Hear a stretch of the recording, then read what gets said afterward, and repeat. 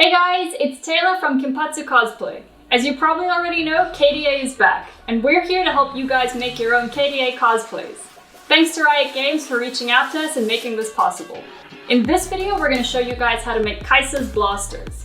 Don't forget to like and subscribe, and we'll get right to it. We have a free pattern available at kenpatsukosplay.com so you guys can build your own blasters too. So, to start, you will need to print out your pattern and cut out the pieces. You can then trace around the template pieces onto EVA foam. We are using 10mm EVA foam for the base of the blasters and 5mm EVA foam for the gems. Once the pieces are traced, you will need to cut out everything with a sharp craft knife. On our template, we indicated if any of the edges need to be cut at a special angle. For edges marked with 45 degrees, you need to place your knife at that angle while cutting into the foam. This will give you a bottom bevel like this. For angles marked minus 45 degrees, you will need to angle your blade and cut away from the foam edge. This kind of cut will give you a top bevel as shown. Once the pieces are all cut out, you can begin gluing them together with contact adhesive. Our pattern has numbered edges showing which pieces need to connect to each other for easy construction. Starting with the main blaster pieces, apply glue to each edge you will be joining. Let them get tacky, then press the edges together, carefully lining up the seams. Then you can glue the diamond shape in the center. Once the center is attached, you can carefully line up and glue in each side piece. And finally, you can press the remaining edge together in the front. For the upper layer, start by gluing together the main curve. Then you can glue on the small side pieces. For the gem on top of the blaster, glue together the pieces to form your pyramid shape. Then you can glue it to the bottom section for the gem. And finally, you can glue together the pieces for the floating gems. Glue the sections together at the center first. Then you can start joining them side by side.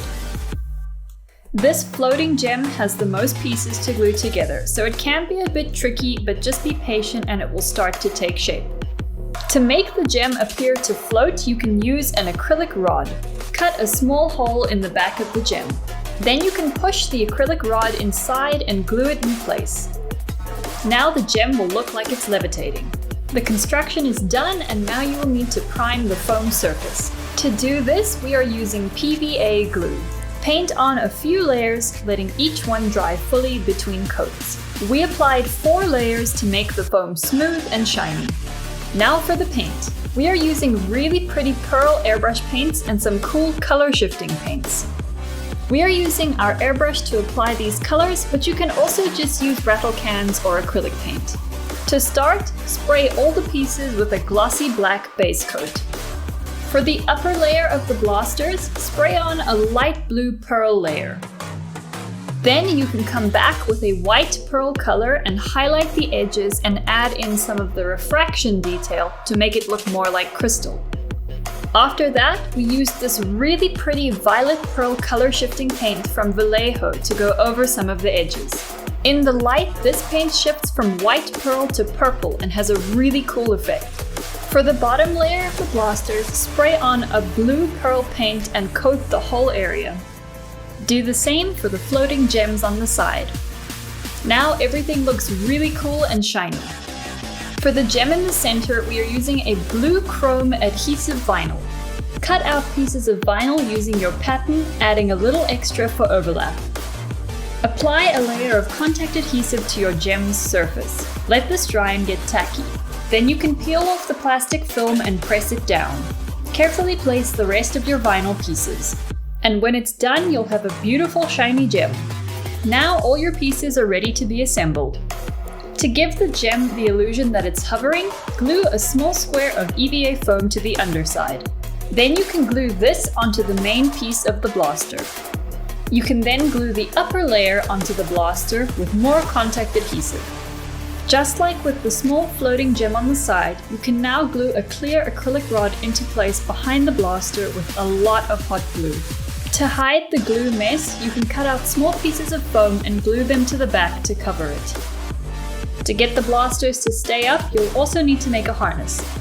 For this, I'm using a piece of rigid cardboard as my base. You can also use PVC foam board or warbler for this.